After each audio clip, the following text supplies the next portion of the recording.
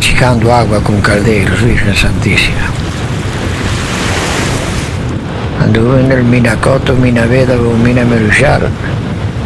la landoliña que naufragáramos. No, aquí podemos palmarla, ¿ve?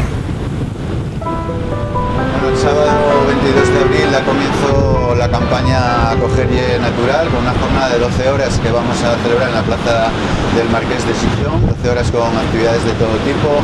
Habrá música, exposiciones, talleres, actividades infantiles, ilustradores que colaboran con sus dibujos, y con esta campaña pretendemos, por un lado, sensibilizar a la opinión pública asturiana sobre el tema relacionado con las personas refugiadas y las personas migrantes. Entendemos que la situación a la que se ven abocadas estas personas debido a las políticas fronterizas de la Unión Europea y en concreto del gobierno español, lo que están haciendo es dificultar cada vez más la llegada a los países europeos y dificultar el derecho a asilo y el derecho a la libre circulación que están recogidos en la Declaración Universal de Derechos Humanos.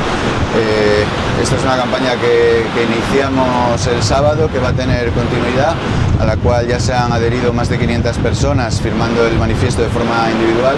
y 21 colectivos, aparte de los 10 colectivos que formamos parte de la red ciudadana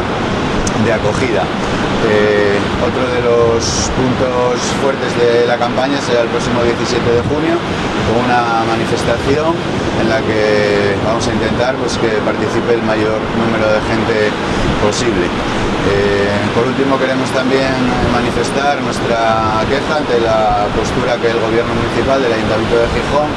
ha mostrado respecto a esta actividad, ya que hasta el pasado lunes se habían hecho todas las gestiones necesarias y no había habido ningún problema para que utilizáramos la Plaza Mayor,